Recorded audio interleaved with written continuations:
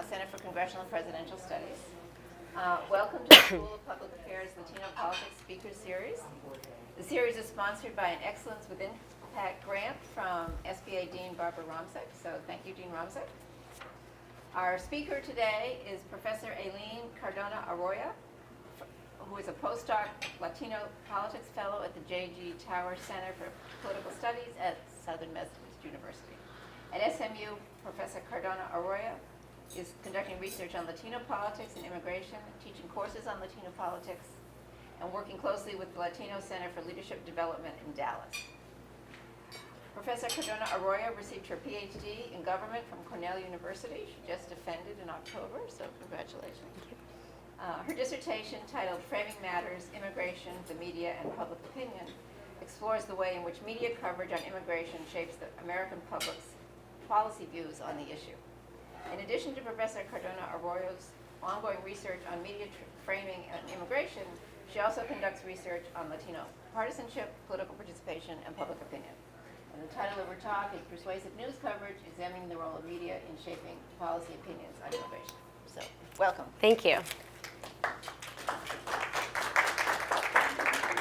Thank you. Oh, might not be on.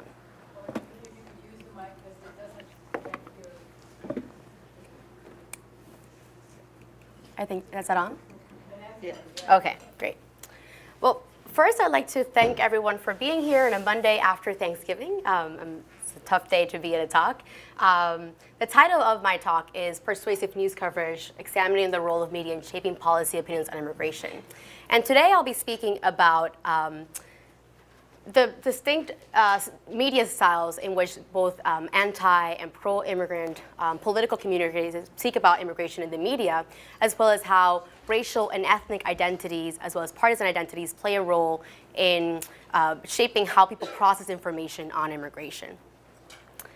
And before I start sort of giving you the results of my research, I want to speak about what I see are three main styles of media frames in the media on immigration. The first is the group-centric frame, and this is a type of story that talks about the aggregate level contributions or harm that immigrants bring into the U.S. On the anti-immigrant side, this is a type of story that posits immigrants as an invasion or as a flood or as hurting the U.S. economy. And on the positive side, this is the type of story that speaks about how immigrants as a group are contributing to the U.S. economy, adding to our culture, enriching our values, etc. But the key thing is that these types of stories speak about immigrants at the group level. They provide an aggregate level information about how immigrants are affecting the U.S. On the flip side of that, there is the personal narrative story. And this is a type of story that narrows in the particular experience of one or a few individuals to tell the story of immigration. On the anti-immigrant side, this is an example of a family that has lost a child at the hands of an undocumented immigrant. And on the positive side is a story of an undocumented valedictorian, or the person who came to this country and worked really hard and has made a life for herself and for her family, right? But the key thing here is that it's sort of telling the story of immigration through the lens of one or a few individuals. And then finally, a third style of media framing is what I call the political frame. And this types of frames sort of show immigrants acting upon the political system in representation of their group, right? So it showcases the political power of immigrants. One example of this is sort of stories that covered the nationwide 2006 immigrant marches against HR 4437. Or more recently, we've seen in this election cycle, stories that speak about the power of immigrants via Latinos to influence electoral results in the US. Okay, so this is not a mistake. So I want to show you this because in many ways, it's a good analogy to the argument I'll be making today. So many of you will recall that this dress became viral on social media with some strongly saying that it is a blue and black dress and some strongly seeing a white and gold dress, right? So this people looking at the same image, but sort of seeing different things. And in many ways, the argument I'll make today is that partisan, racial, and ethnic identities sort of also serve as filters in the way that people process information on immigration. So hold on to that thought. Okay, and I'll give you a preview of the argument. So the central argument I'll be making is that immigration in the US is group-centric, that it is inseparably tied to Latinos as a group, and particularly Mexicans in the US, right? So when people think about immigration, they're not thinking about it in the abstract, they're linking that to a specific group. And that because of that, any information on immigration is filtered through a racial and ethnic lens, in addition to a partisan lens. So that sort of plays a role in the way that people react to stories about immigration.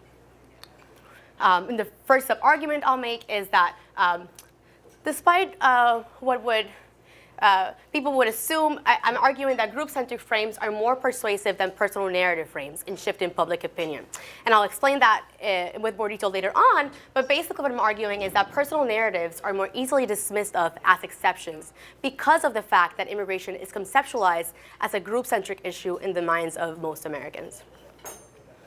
And then the second argument I'll make is that when it comes to political frames, Latinos and non-Latinos react to those frames in very different ways. In particular, when non-Latinos, particularly whites, are exposed to stories of immigrant protests, they're more likely to react with threat and feelings of political competition. And on the opposite of that, when Latinos see stories of protests, they're more likely to increase feelings of solidarity with immigrants, right? So I'm arguing that, again, because immigration is group-centric, there is this opposite effect in the way that different racial and ethnic groups react to the issue.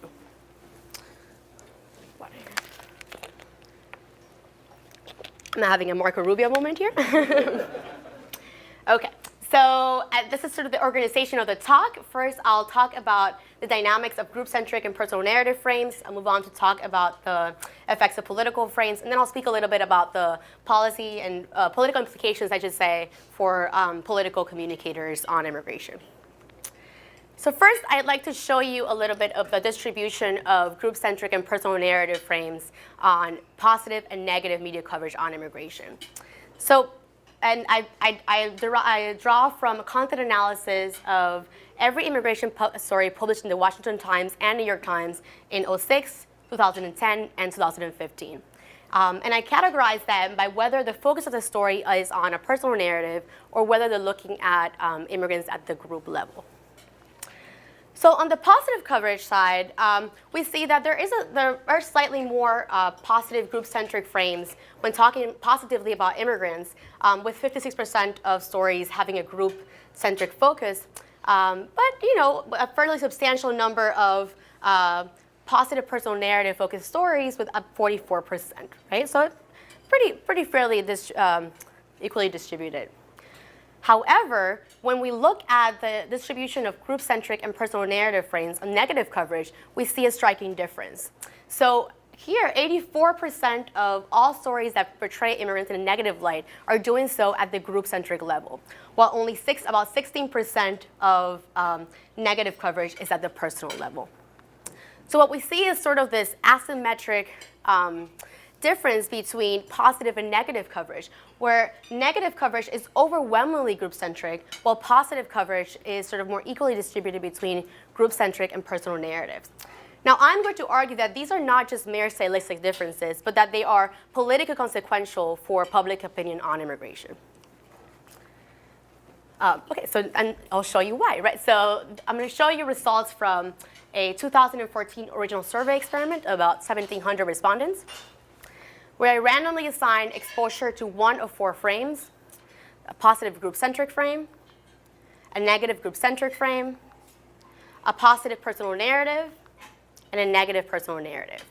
And after exposure to these frames, I asked respondents a series of questions on policy opinions about immigration, and I'm able to compare whether exposure to different types of stories derives of different answers to policy questions on immigration. And I know this is a lot of text, so I won't put you through this. If anyone is interested in the particular treatments in the Q&A, I'm happy to go over them. But I do want to give you an idea of what I mean by randomly assigning these frames. I've tried to maintain consistency across frames. All of them speak about immigration in terms of economic terms, and they're all talking about undocumented immigrants in particular, right? So what varies is whether the focus is on a particular story or whether the focus is on the group. Okay, so first I'll show the results for support for a path to citizenship among all respondents. So here, when we compare those respondents who were randomly assigned to the group positive frame with those who were randomly assigned to the group negative frame, we see that those in the group positive frame group were about 8% more likely to report support for a path to citizenship than those in the group negative frame. However, interestingly, when we compare those who were assigned to the personal positive frame to the group negative frame, we see no difference, right? So these results are consistent with the notion in my argument that group-centric frames are more persuasive than the personal narrative. But then I also want to show you how different subgroups within the sample are reacting to these frames, because there is a little variation by partisanship. For Democrats, the results look fairly similar to the ones for all respondents. So for Democrats, those assigned to the group positive frame were again about 8% more likely to report support for path to citizenship than those assigned to the group negative frame. And like for all respondents, there is no difference between exposure to the group negative and the personal positive frame. However, as you may imagine, the results are a little bit different for Republicans. So when we look at the results for Republicans, there is no difference, there are no framing effects for any of the four frames. And I think this makes sense if we think about the consolidation of restrictive views on immigration within the Republican Party that have, in a way that the Democratic Party, even though it's associated with more welcoming views on immigration, they're not as solidified as are restrictive views on immigration in the Republican Party. So what this is telling us is that the limitations of framing, right? That Republicans, when it comes to immigration, are not responding to framing effects, but Democrats are. And then you might be wondering what happens with independents. So in the case of independents, a couple of things happen. Not only are the framing effects larger, but they're also more diverse. So when it comes to independents who were randomly assigned to the group positive frame, they're about 27% more likely to report support for a path to citizenship than those assigned to the group negative frame. Now, for independents, there are also statistical differences between those exposed to the personal positive frame and those assigned to the group negative frame. Specifically, those who were randomly assigned to the personal positive frame are about 24% more likely to report support for path to citizenship than those in the group negative group. But once again, we do see that the effects for the group positive frame are larger than those for the personal narrative frame. So overall, the results sort of hold consistent with the notion that that group-centric frames are more persuasive. Now, for independents, it also sort of makes sense that the results are larger and what we see them for both types of positive frames, because we know from the literature and political science, right, that independents tends to hold less solidified political views and hold more malleable policy positions, right? So this is sort of also makes sense for what we know from the literature. Okay, now I want to show you how these results vary by race. So for white respondents in the sample, those who were assigned to the group positive frame were about 10% more likely to report support for a path to citizenship when compared to those in the group negative frame. Now, note that these results are also similar with what we've been seeing so far. And once again, however, for white respondents, the personal positive frame doesn't produce any statistically significant difference from those assigned to the group negative frame. Now I want to show you non-white respondents, but I will say why we should sort of take these with a grain of salt. So for non-white respondents, there are no framing effects. However, it's sort of hard to know exactly what is going on here, because unfortunately with this survey sample, I don't have a big enough non-white sample to look within the groups. For instance, it is plausible that for Latinos, the personal positive frame might have a bigger impact because of the racialization of immigration with Latinos, right? So I'm unable to test that, and it is possible that that different groups within the non-white group react to this differently. So these are a little bit uncertain. Okay, so just to unpack that and unpack my argument as to why, because we sort of hear a lot of people talk about the need to put a face on immigration in order for people to sort of sway public opinion, right? That if people just see who immigrants are, that they're more likely to sort of sway or form more positive, welcoming attitudes on immigration. However, I think this misses the point that immigration is already a group-centric issue. It's already conceptualized in the minds of Americans as a group-centric issue, right? So when information is presented at the same level of analysis in which the issue is conceptualized, then there is a higher likelihood that that can sort of pose a challenge to people's views on the issue. However, the personal narrative frame I'm arguing, can be more easily dismissed of as an exception, right? That there is no dissonance between both believing that this individual person is good, but the group is still bad, right? So people can sort of accept the positive frame or not shifting their views about the group or how they're adding or hurting the United States. Okay, and I sort of want to show you this quote by Steve King, which I think captures the duality that I'm speaking of in terms of when people differentiate between the exception and the group. So this is from 2013. It says, some of them are valedictorians and their parents brought them in. It wasn't their fault. It's true in some cases, but they aren't all valedictorians. They weren't all brought in by their parents. For everyone who's a valedictorian, there's another 100 out there who weigh 130 pounds, and they got the cops the size of cantaloupes because they're hauling 75 pounds of marijuana across the desert. Those people would be legalized with the same act, right? So here, for Steve King, he's saying there's some of them are good people, but the majority is not. This is also similar to, you may recall in this election cycle when Donald Trump announced his candidacy, he sort of spoke about Mexican immigrants being rapists and criminals, but then saying that he assumes that some might be good people, right? And again, there is sort of this duality, and I think this isn't necessarily, these sort of arguments that we hear from Steve King or Donald Trump are not sort of coming out of nowhere. I think this represents the way that we speak about immigration in the media, where we have an overwhelmingly group-centric, negative depiction of immigrants on the anti-immigrant side. And then the pro-immigrant side is sort of more diverse in terms of also including a lot of personal narratives. Okay, and now I want to move on to show you the effects of political frames on public opinion on immigration. So with this, again, I want to show you the distribution of how political frames are represented in the media. So again, this is the results of a content analysis of every immigration story published in the New York Times and Washington Times in 2006, 2010, and 2015.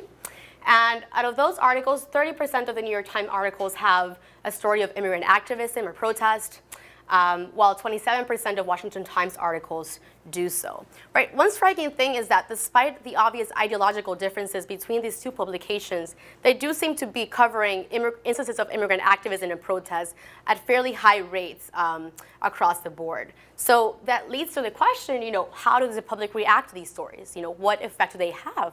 And it's worth asking because obviously the purpose of activism and protest is to, in a way, bring attention to public opinion, but also sort of bring people into the cause, right? So it's worth asking how the public is reacting to that. And again, I'm using an original survey experiment of 1,700 respondents and randomly assigned respondents to one of 5 frames: positive and negative group-centric frames, positive and negative personal narrative frames, and I've added here the protest frame. And again, after randomly assigning these types of frames, I asked respondents to share the demographic and policy opinions on immigration. Again, a lot of text. I'm happy to go over this in the Q&A, but basically, sort of, I add a framing treatment here with a story of immigrants protesting outside the U.S. Capitol and vowing to be there until we see an immigration bill. Okay, so first, yes, sir. Can I just ask a question about that? What is the theoretical justification for separating political from, why would political not just be interpreted either as a group-centrically?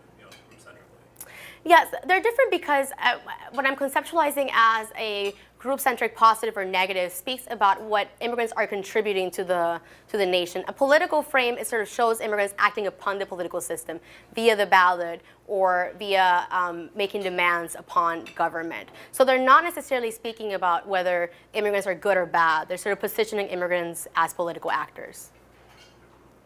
Is that? Yeah. Okay, thanks. Okay, so first I want to show you the results for non-Latinos, and then I'll show you the results for Latinos.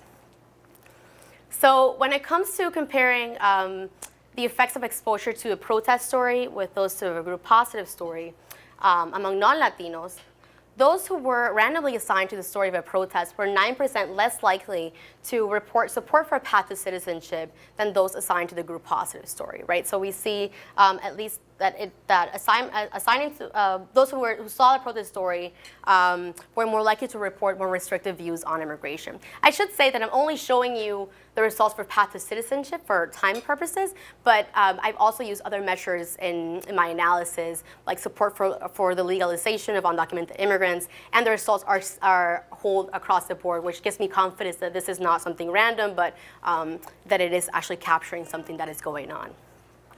Okay, and then when it comes to comparing exposure to those among non-Latinos to the group negative frame and to the protest frame, we see that there is no difference, right? So collectively, what this is saying is that respondents are reacting differently to the protest frame than to a positive frame, but there is no statistical difference between a negative and a protest frame, which tells me that that at least for non-Latinos in the sample,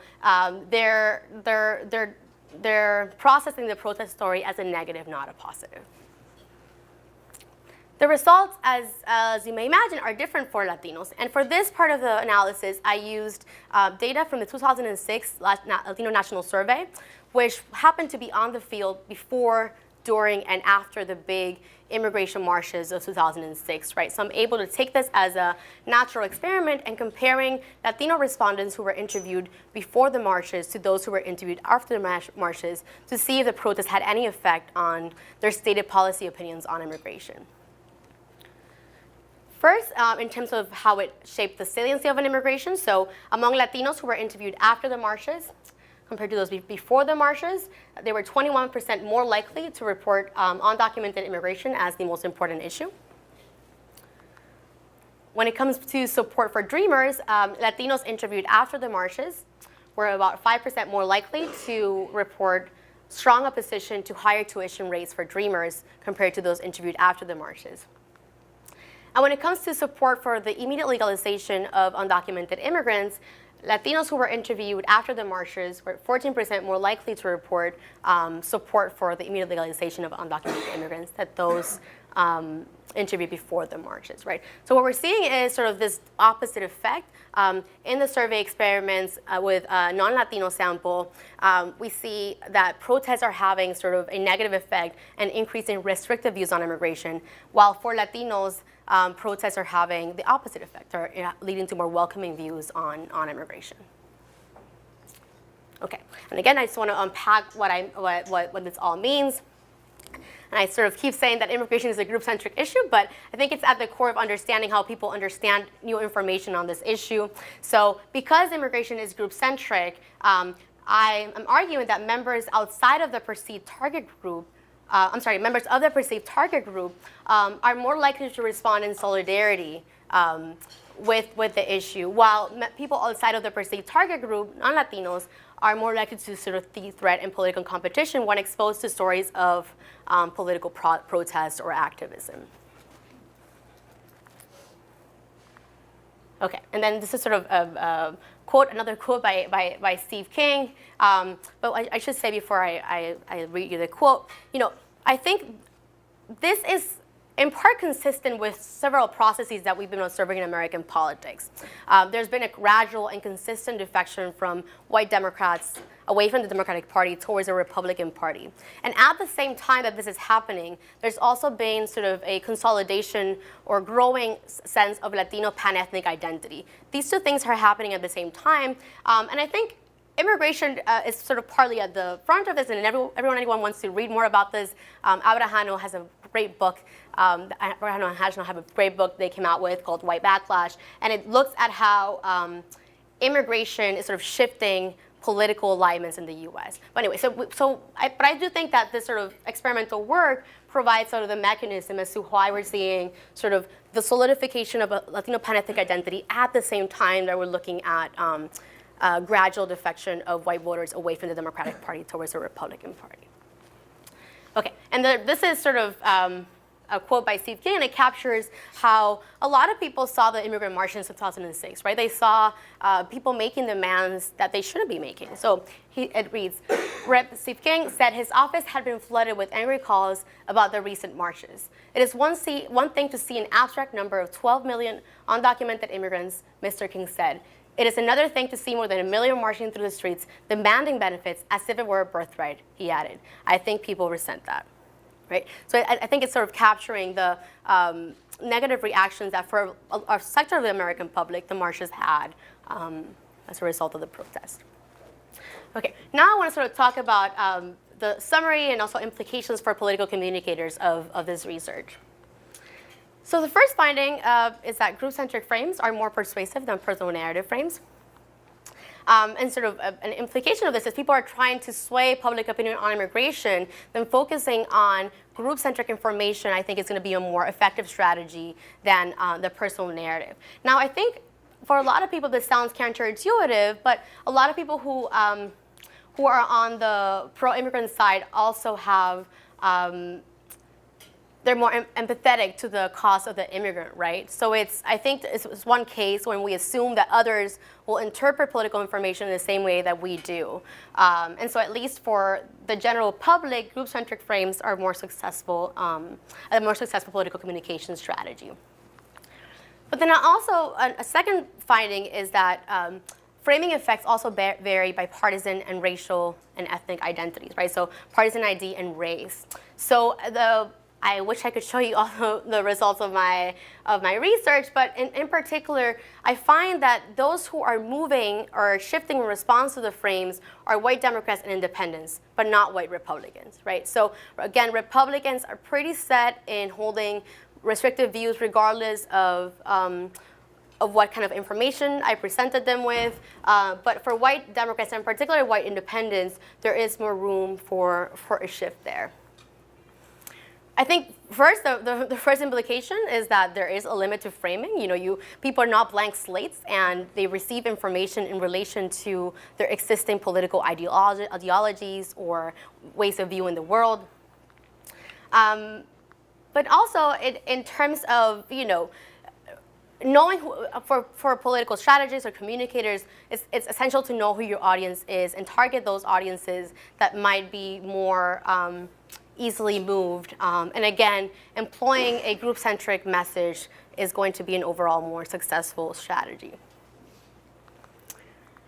And the third finding is that political frames or stories about political activism have opposite effects on Latinos and non-Latinos, right? That specifically, that while they increase welcoming attitudes among Latinos, they also increase restrictive views among non-Latinos.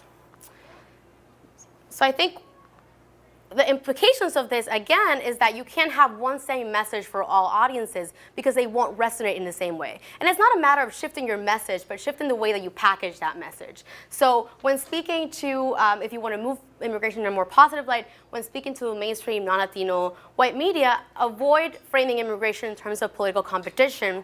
But then that might be a better strategy when speaking to a mostly Latino audience that might see this instance of political empowerment and react to it with more higher levels of solidarity.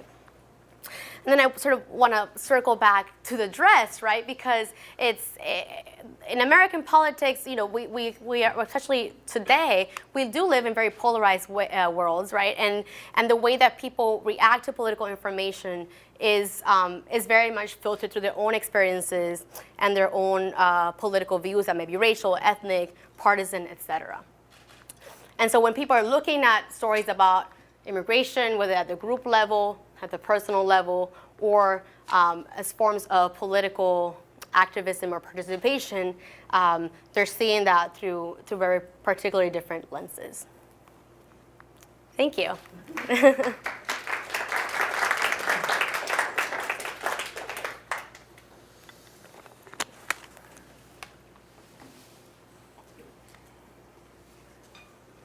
Somebody has to ask the first one. Yes, thank you. So, thanks first of all for the talk. I wanted to go back to this theoretical issue as I'm trying to think about it. So if you go back to that Steve King quote that you had up. The first one, or the last one that we saw. for the marches? Yeah, the second one, yeah. So yeah, Yeah. Okay. So if I buy if I buy the premise that you started with, which is that immigration is fundamentally an issue that people think of through a sort of group-centric lens, fine. I don't understand why that's not a sort of group-centric appeal, right? And so you're saying it's a group-centric issue as the title there, right? But I mean, like, when you have your sort of distinction between frames, it's listed as a sort of political thing because, as you said before, this is about demanding rights. Now, I guess what I would ask is, why isn't this a story about, you know, just buying the premise that immigration is fundamentally group-centric, but then looking at different content, different types of content in terms of primes or frames or whatever you want to call them, right? So as you mentioned before, one of the things was, are they good for society, are they bad for society?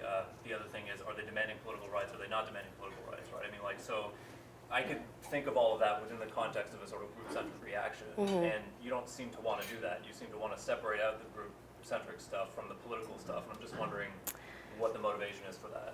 Yeah. I don't know if that's a clear question. No, that's a great question. Thank you. Yeah, you know, political frames are at the group level. However, I do think they're distinct from general group-centric appeals for several reasons. Also, I should say, in practice, even though I'm creating this very neat typology of types of frames, they don't always operate that way. So some articles have multiple types of frames in them. You know, if I were quoting this particular quote, it wouldn't be just a political frame, right? So in practice, it's not, differentiation is not as neat as the typology would suggest. But I do think it's important to differentiate political frames because especially my content analysis of the New York Times and Washington Times, many of the stories really sort of talked about immigrants are outside the Capitol demanding political rights, or activists have vowed to go on a hunger strike in favor of dreamers. So they're not really providing the reader any information or the public any information about the net positive or the net negative of immigrants. They're just sort of talking about them as political actors. So that's why I think they're different. But I do think in terms of how people are processing it, there are being processed through a group-centric lens in the sense that people see process and they're not sort of seeing that in the abstract. They're associating with particularly Latinos and particularly Mexicans because of the racialization of immigration.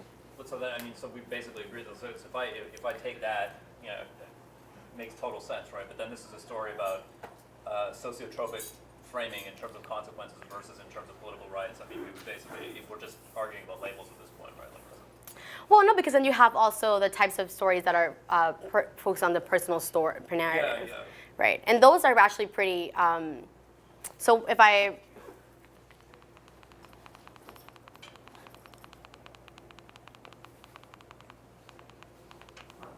It's a little harder. No, it's okay. No, this is a great question. And okay, so when I say that 44% are I'm sorry, that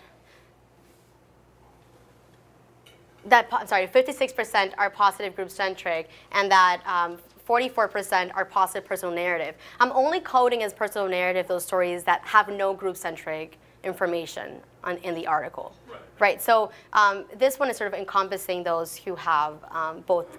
It may have only group-centric or group-centric personal narrative. So then you would be looking at a story where they're describing an immigrant or an American who's been put out of work or whatever, without any reference at all to where that immigrant came from or how they got there.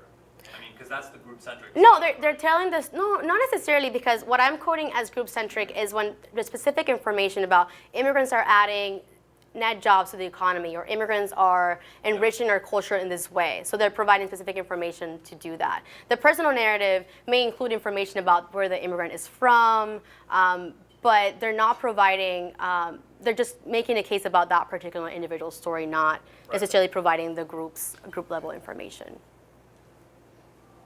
Well, I could keep talking all day. But Yeah. No, thank you. Great questions. Of course. Yes. So you mentioned how immigration has been racialized as a Latino sort of issue. I'm curious if you came across any stories in your analysis of both times that tried to disassociate immigration from Latinos in any way, and maybe if there were any sort of effects on that, or is the tying between Latinos and immigration so strong in media framing? It is pretty strong. I can't recall any instance, I would have to go back to my notes, but I can't recall any instance where people were trying to actively completely disassociate the issue with Latinos. There are several personal narratives that are about immigrants that are not Latinos. Yeah. Sometimes they don't mention the word Latino in the article, but not necessarily trying to curate this distance. Yes? Do people only view immigrants in the group-centric way, or other groups of people viewed that way in the media? I'm sorry, can you just Well, restate I that? guess what I'm looking at is it only looking at, do we only consider people as a group when we're looking at Latino immigrants, or do we consider other groups of people, you know, who could be taking gender or in a group way, or do we look at them as individuals? Oh, so you're asking whether this sort of theory applies to other cases? Yeah. Oh, yes. I mean, I think there is a strong tradition of group centrism in American politics. You know, when there is sort of research on how the attitudes towards gay rights are filtered through perceptions of gay people. Attitudes towards Muslims are, attitudes towards terrorism are filtered through perceptions of Muslims, right? So there are a lot of different areas of policy that are inherently tied to a group, right? In the case of immigration, people see immigration, regardless of whether there is any mention about Latinos or Mexicans in particular. I think that's sort of inseparably tied to the way people think about the issue. And how does that tie into the American kind of culture being such strong individuals and individualism? Yeah, Why do we see people as groups when we sort of really have a strong sense of individual? Yeah, I think it's with this types of cases there is a heavy racialization of the issue, but also I think my results that sort of showing that the personal narrative is more easily dismissed as an exception. I think is consistent with that individualistic strand of American politics, where the fact that immigrant sort of not attributing the experience of one person or one immigrant to the group in general. And I think also there's other cases in, if we think about Gillis's book about why Americans hate welfare, for instance, the racialization of social services and how people associate that with African Americans. So I think there is sort of broader evidence for how group centrism shapes the way people form policy opinions. Yeah, thank you. So you had already issued a caveat about the sort of hypercoherence of typologies versus the message Yes. of data analysis and so on, which I accepted Okay. and agreed with. I was wondering though, and given that you have the group-centric and the personal narratives as one of your critical distinctions, and I guess a little bit piggybacking on what you were just talking about a minute ago, there's an assumption, I suppose, for the purpose of data coherence, classifying the data, that groups are really quite corporate, and that the boundaries of groups are quite clear. And, if we want to talk about the racialization, as you were calling it, or ethnicization of different categories to which different attributions are so consistently made, we need to kind of assume that coherence. But what do we do if those are more porous boundaries than we might otherwise assume? And how do we handle instances of responses where people might not see themselves as exclusively distinct from the groups that you are asking people to evaluate? In other words, there's the assumption of kind of a mainstream media, there's the assumption of, but what if one of the things that might be going on, is particularly with the individual narratives, is that people are seeing that as kind of members of a set of which they are also a member? So let me restate your question and see if I got it correctly. So are you asking about, that I'm sort of attributing racial and ethnic identities to people who might not see themselves as part of those groups? Is So that? I'm just wondering whether or not, particularly since we're thinking about migration, and there is a sort of element of broad brush American history that sees everyone as an immigrant to some degree or other. And so, there's kind of one perception of the question of immigration in its current, Its current form. political, public policy, football qualities, where someone might say, well, we're all sort of immigrants, which is one very simple-minded way of talking about maybe the idea that the exclusiveness of groups is actually, particularly when we think of different ethnic or racial groups, as categories, corporate categories of some sort, is maybe more porous than we can account for the kind of analysis that these are stay very stable. So my question, I'm just sort of thinking out loud, musing, if you will, is how would we account for when people are, respondents are making attributions about membership in a group of which they are also a member, where, right, that group is not outside of their analysis of what they're talking about. That seems overly complicated, but Yeah, well, I think I understand your question. I'm going to try to answer it, but please tell me if I didn't quite get it. So, for first, there is this distinction between the narrative of America as a nation of immigrants and then this contemporary migration, right? But at least when it's talked about today, people are thinking about the current wave.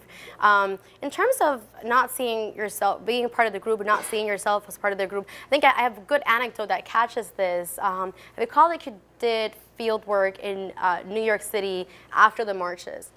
And he went to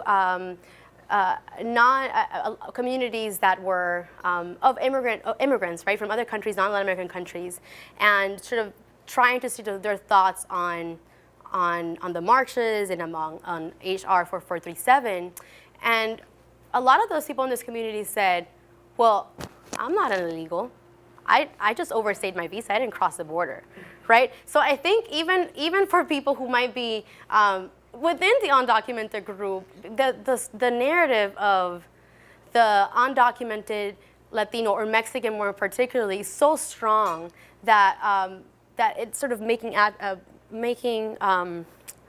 people are conceptualizing the issue even when they're within their group about that external group. Yeah. Does that answer your question? Oh, okay. Thank you.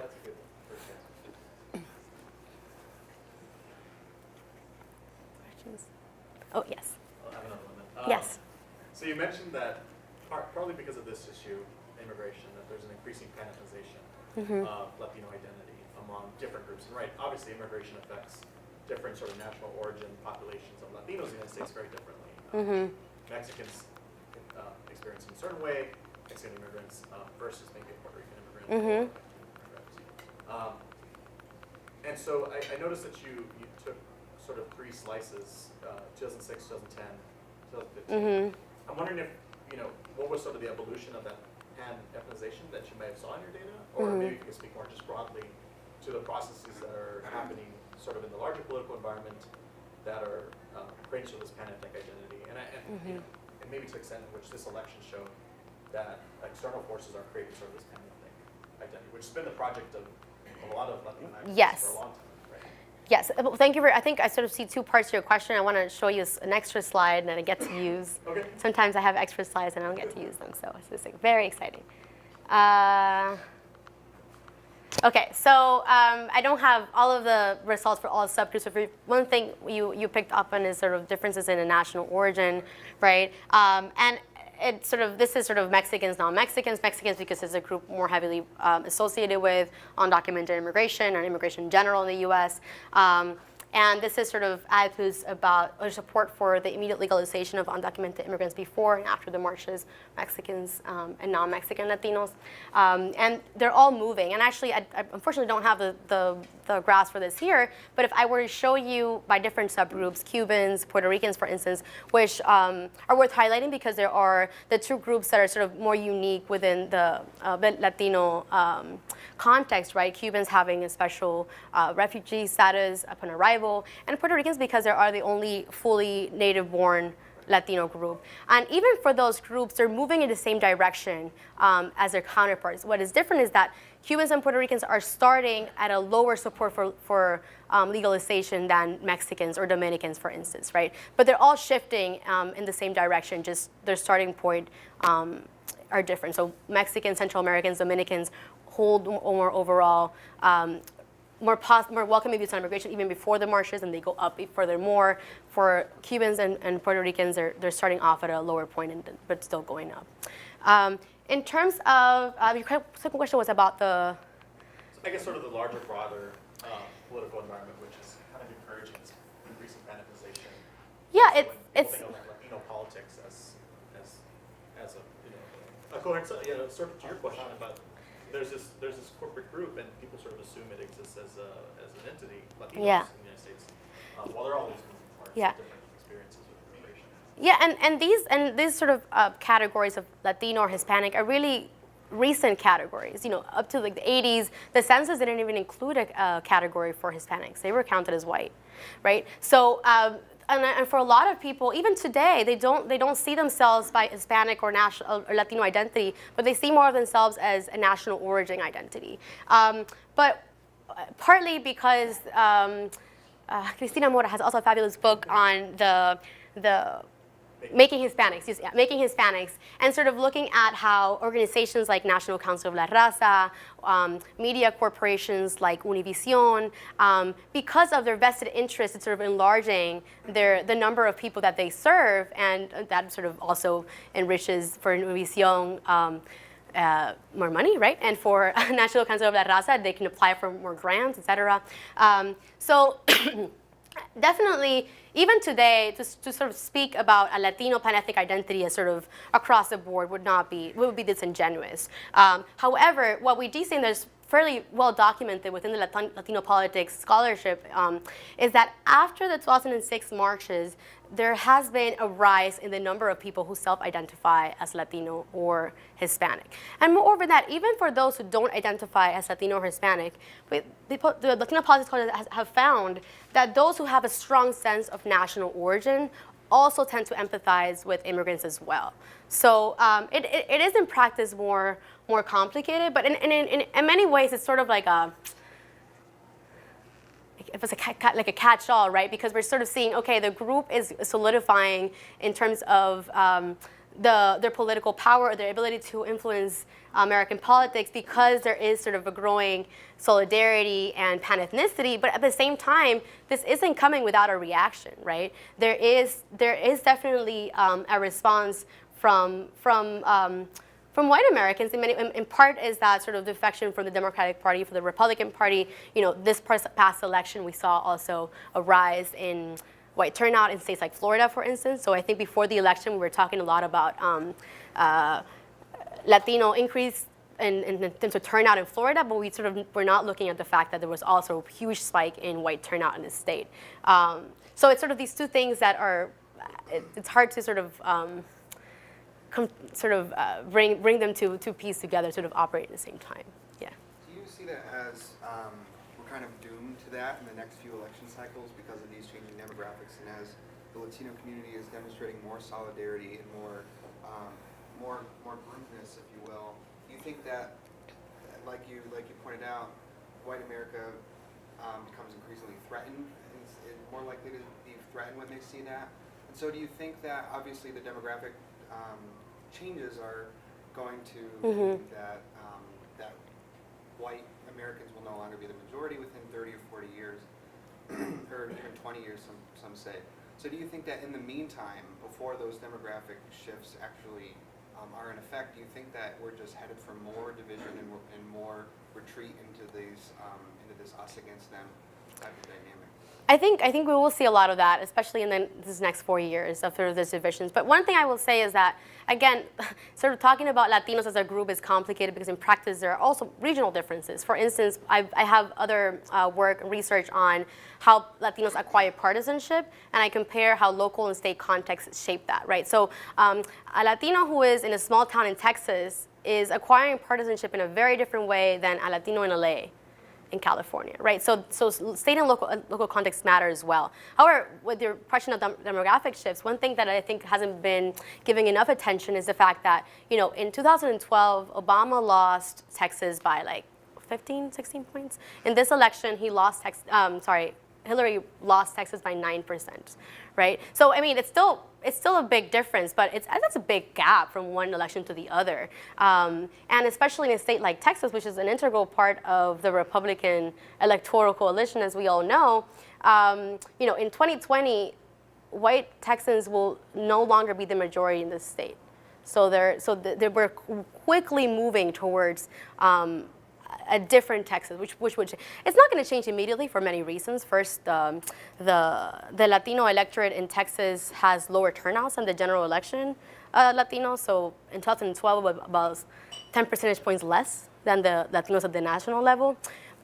But I will say, just as a parenthesis, I sort of reject this idea of the Latino sleeping giant because I think it's less a story of the Latino sleeping giant and more a story of political parties not mobilizing.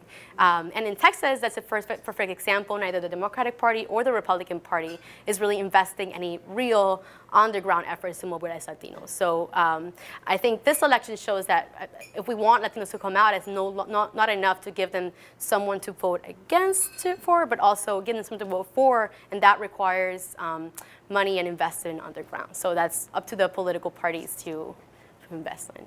Sorry, that was a very long parenthesis, yeah. Any other questions? Yes. Yeah, this phenomenon of certain groups reacting positively to protest coverage and other groups reacting negatively to it seems to capture, I think it's like the phenomenon of the moment.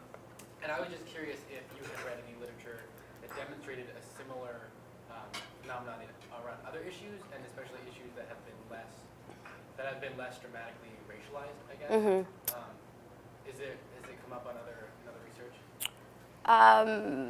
What are you thinking about? What do you have in mind? The way that one group that might see more of a identification with an issue sees these mass demonstrations as positive, it increases their awareness of the issue and their the importance that they place on the issue. While the other group that sees these as demonstrations as part of a foreign entity, their support for the causes they advocate decrease. So I would think Black Lives Matter, there's probably a similar. Yeah, but Black Lives Matter is definitely very racialized, but. But de-racialized issues like environmental demonstrations or. Like climate change, for instance. Yeah. That is something to be tested. I don't think that I think the results of this would hold more for explaining things like attitudes towards the Black Lives Matter protests or protests in favor of Syrian refugees or things like that are sort of group-based. With climate change, I would sense it that there would be a stronger partisan divide because of the way that the issue is sort of thought about in the public narrative. And with climate change, because the effects of that are sort of widespread, right, overall, that they're not sort of necessarily just targeting one group or the other, then probably more of a partisan reaction to that than anything else. Thank you. This is great because I'm actually thinking, I'm in the process of turning this and other parts of my research into a book manuscript, and one thing I want to do is sort of add a chapter on a non-group-centric issue to sort of test the group personal narratives. So I think I'll sort of see how they operate there, which I expect them to be different. Yeah. So the Republicans did an autopsy after the 2012 election and concluded, among other things, that they needed to really reach out to Texas. And then we have this election. Where do you, you talk about how Republicans are pretty much set in their views, that you can move Democrats and independents, but not Republicans. Is that sort of where we're going? Is there no political communication to Republicans?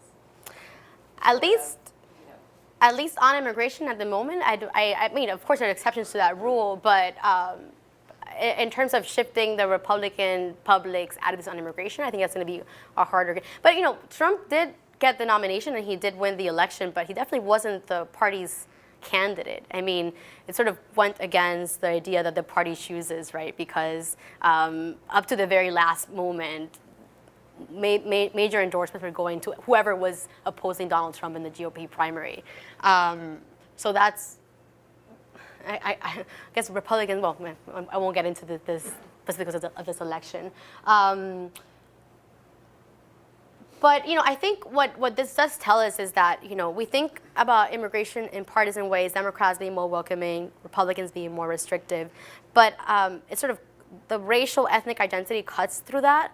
So if it were just a pure partisan reaction, then we wouldn't see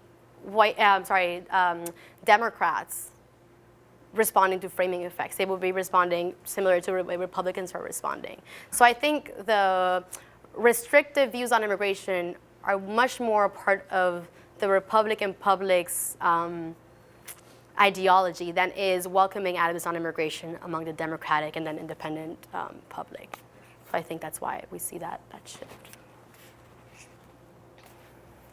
While it's an alarming development, we might say, there is a sort of interesting effect of the use of this group-centric framing with coded language around immigration, and sometimes obviously not very coded language, in the emergence of other new, we might say, political, corporate ethnic categories like white ethno-nationalism, which in a way, we've been getting these critiques. There's an interesting article in the New York Times, elsewhere, sort of suggesting that kind of progressive liberalism has kind of reached its end of the line, in part because the project of the cultural politics of identity that underwrites liberal nationalism, liberal progressive causes, has, this double governor that has now come back and bit it in the butt, which is people embracing exactly those kind of framings. And so there's a sense in which one might suppose, somewhat disturbingly, right, that the tendency to ethnicize corporate groups in the context of immigration has also been a tool that has led to this other sort of similar corporate development. Yes, I think you're absolutely right that, identity politics is not just about Latinos or Blacks or Asians in the U.S., but it's also, there is a white identity. And then at the same time that you're sort of differentiating between the groups, the sense of identity is also growing for all involved. But it's hard, this is why it's sort of like, it's hard to say what the best outcome for each group is, right? Because without the solidifying of sort of a pan-ethnic identity, then the group in itself, if it's just separated between subgroups, has less power, right? Because especially for Mexican Americans, they're mostly clustered in the Southwest, right? So you almost sort of need pan-ethnicity to increase the electoral and political power of everyone in there involved. So that's there, right? But at the same time, I think you're right that at the same time that this is happening, it sort of created this reaction from the white nationalist groups and alt-right and all that. Yeah, no, I mean, just to Yeah. conclude, I don't want to monopolize, but Oh, okay. threading it back to discussions about how coherent is the category of Latino as an identitarian project, and the way in which we sometimes tend to want to differentiate Latino questions from other similar sorts of race or ethnicity corporate categories because of the eternally variegated nature of that, maybe the kind of weak frontier there, right? But at the same time, sort of now we're stuck with maybe a further methodological challenge, which is, where it's not so straightforward for us to assume, kind of mainstream XYZ as a baseline, an unproblematic baseline against which we can then assert different kinds of categories. Because we now have this, white ethnic group. But I think we should assume that most people who are, Caucasian are not necessarily members of that group, if that makes any sense. Yes. In a kind of straightforward way. So yes. it becomes kind of a challenge. Yes, a lot of people have not identified with being part of the white nationalist group or the yes, definitely. So you're absolutely right because it's sort of a subgroup within the group, and it is complicated actually to test and to measure, and even for Latinos because really the way that we measure Latino public opinion is sort of asking people about their heritage, right? But in practice, that doesn't mean that people are identifying with that term necessarily. So we are sort of imposing an identity sometimes where there may be non-one. So that's it. And there's certainly a lot of variation in the strength of Latino identity among the population. So in practice, it's more complicated than theoretically. Yes. Maybe you kind of explained it a bit, but why in the 1980s did the Latinos identify as white and then not identify? Was it to gain power? Is that what you were saying? Yes. Or was it like, why did the identity change? And I guess in a way of the gentleman here talking about different corporate groups of people, those things are going to change again. So, you know, maybe it's not going to remain static. If people identify first as white, now as Latino, that doesn't mean that this is not going to change as we go along. Yeah, Cristina Mora is a great book on this, but I think she would say that there's definitely a lot of organizational interest that came out of this, a lot of lobbying to the census to include this category. Originally, the National Council of La Raza, which is now obviously in DC and is nationwide, originated in the Southwest and was mostly serving a Mexican-American population. However, if they wanted to make the case that they wanted to receive sort of grants and bigger grants, they had to make the case that they were serving a group that was nationwide and not just regional. So they moved to DC and they strongly lobbied for that category. Univision had the same issue as well. All these sort of that were originally mostly Mexican American focused. But again, if you want, as a corporation, you want more money, you want to make the case that you were in Florida, in New York, that you're in the Southwest, you're across the nation. So, and this is sort of, Cristina Mora's actually book is fantastic on this. But yeah, there were a lot of interest, and also a lot of people who didn't want that change because, for instance, for the indigenous population, they were going to lose a lot of people who were now identified as Hispanic instead of as indigenous.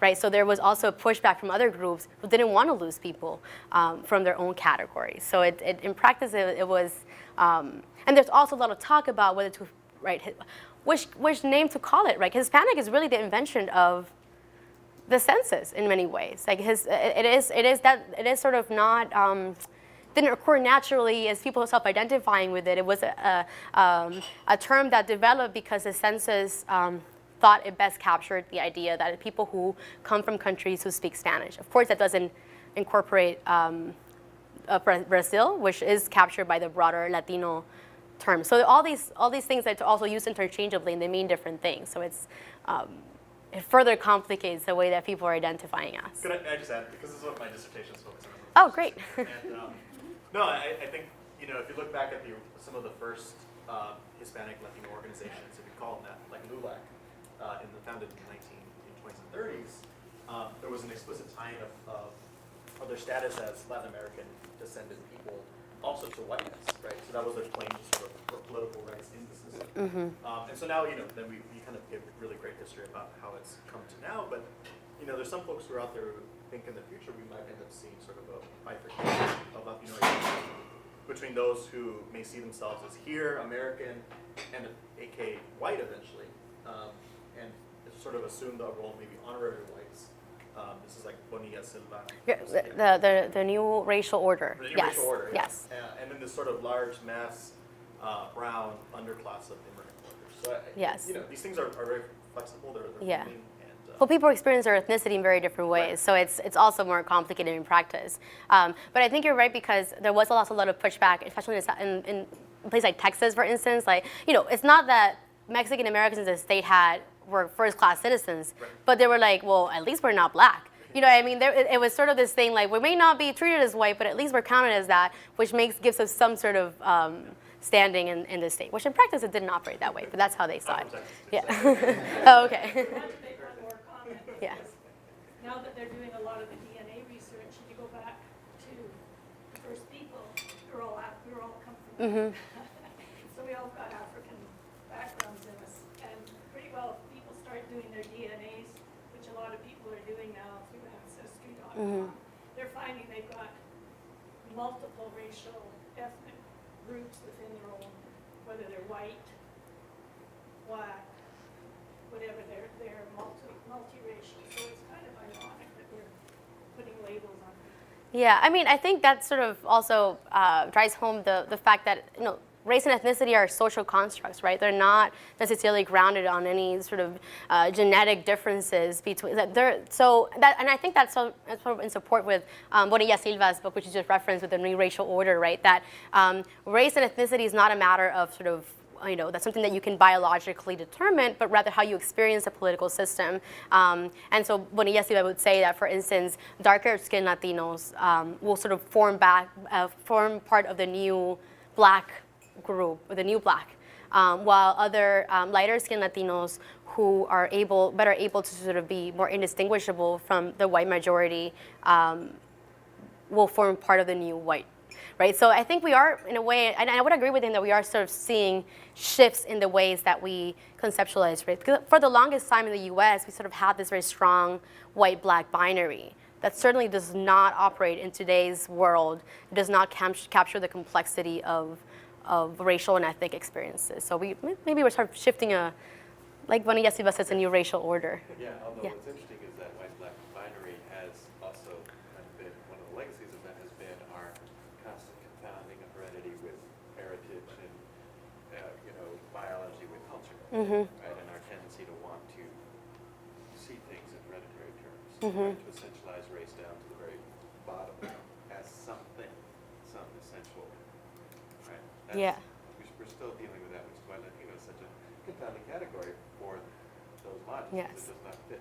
Does not fit. And also, Latinos just don't have the history in the U.S. as Black Americans do, right? So sort of being able to link your experience, to your heritage, to the the slave experience, is not true for Latinos. And so obviously, and also just, for most Latinos are able to trace back their heritage to a particular place or country. That's not, so we treat them as the same, but in practice, the ways that those identities have been shaped in the U.S. are just completely different. Okay. I have a question about media framing, and you kind of described briefly steps that media outlets can take in order to better present the issue of immigration. But I wanted to get your thoughts on the idea of media as a business, that very, very segmented, fragmented, competing with social media and fake news, how it can stand to benefit them to have more divisive or more, pandering to their groups. They know their groups and they know their subgroups, and so they retreat into the far right or far left or somewhere in the middle. But what do you see as a motivator for the media as an industry in order to better cover the issue of immigration as a whole? Okay, great question. I would separate it into two. The first, my recommendations would be more to political communicators, because I think when the media reports are really kind of extracting from the experts in that area or the activists and sort of restating the way that they're talking about immigration. But you're absolutely right that the media operates, it is a business, right? So, and I think, there is evidence, for instance, that Benson actually compares French media with U.S. media, and he finds that there is an increased tendency in the U.S. towards the dramatic, and in part sort of getting at that thing, what gets people to click on something or what people to keep watching, and it's sort of stories that are more dramatic, that are more sensationalized. It's hard to say what could be an antidote to that, but at least from the my advice would be more for political communicators who want to be more strategic in the way they talk about immigration to journalists.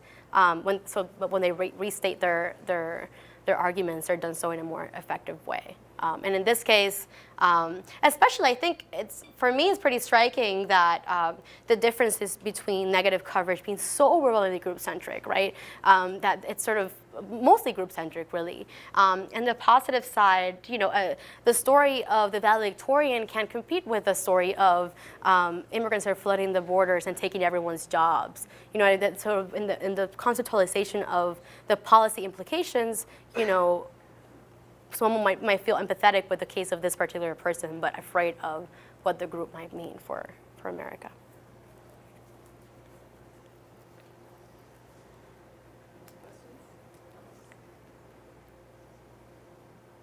Thank you very much. Thank you so much for great questions.